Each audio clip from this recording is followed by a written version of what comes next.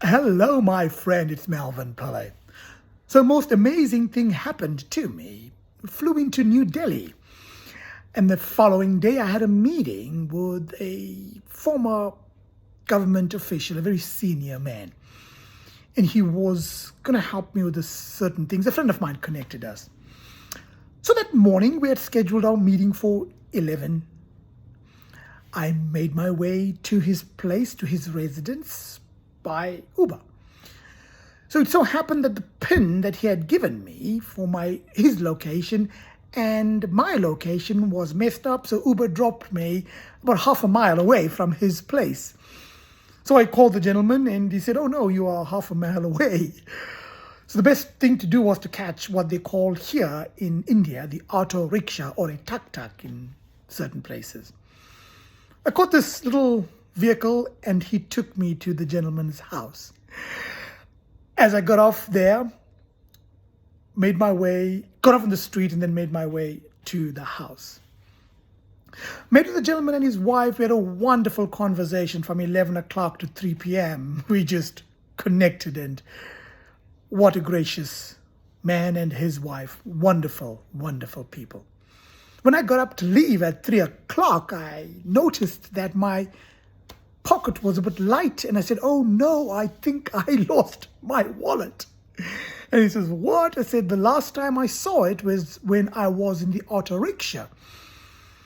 And so the gentleman and his wife said, "Okay, we need to do something about this." And they started to call several friends because they had the CCTV cameras and said, "Let's at least find out what happened to your wallet."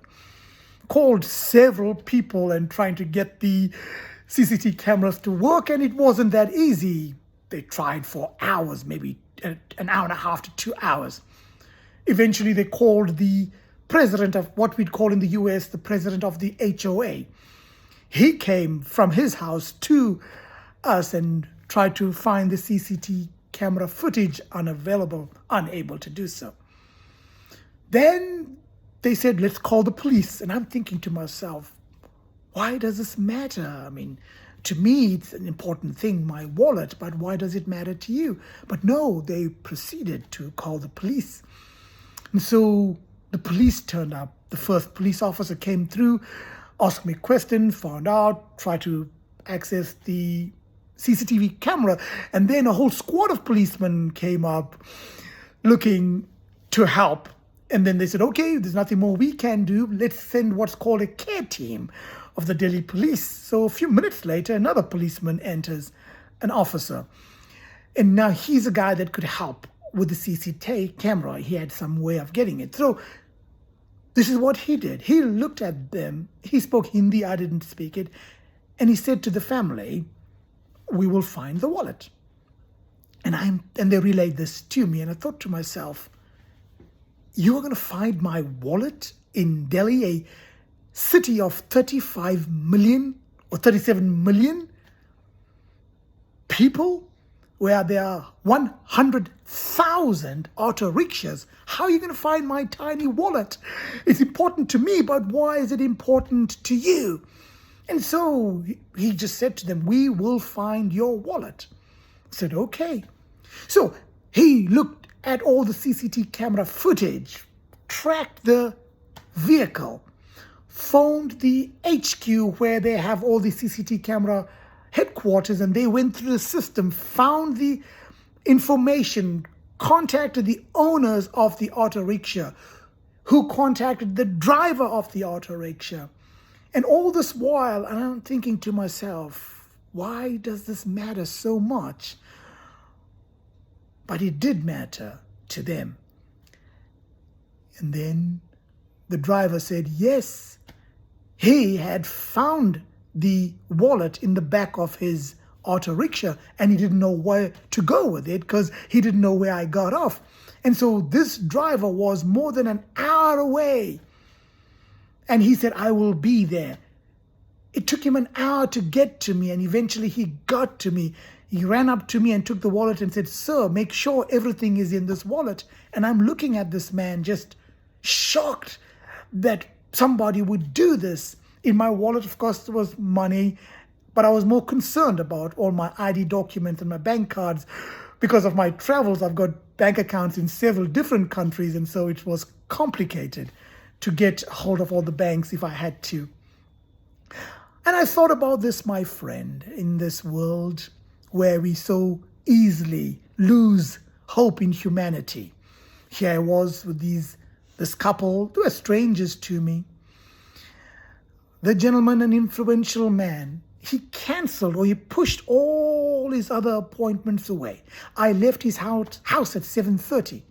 So from 3 p.m. to 7:30, he cleared his calendar and said, we need to get your wallet back. An influential man, his wife on the phone, calling and finding out from security and all these people how to get my wallet back. For hours and hours they did that until they got my wallet back. The police department that came, so many of them, I don't know, obviously with such a large city, just to put it in context, right? New Zealand has got 5 million people. Australia has got about 27 million people. So 32 million people. Still, Delhi has more people than these two nations put together. Why does it matter that they find my one tiny little wallet? Well, these were people of integrity. These were people who still believed in honesty. They still believed in helping a person in need.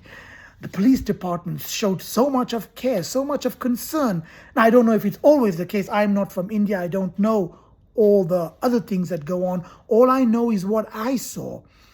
The tremendous favor that was there with all these many people helping me, going out of the way. The policeman that had come to the house, he was on the phone for 45 minutes. He made at least 8 to 9 different calls to track the driver down. And the driver who came all that way, apologizing that he couldn't get it to me sooner because he didn't know where I got off and he didn't know where to go.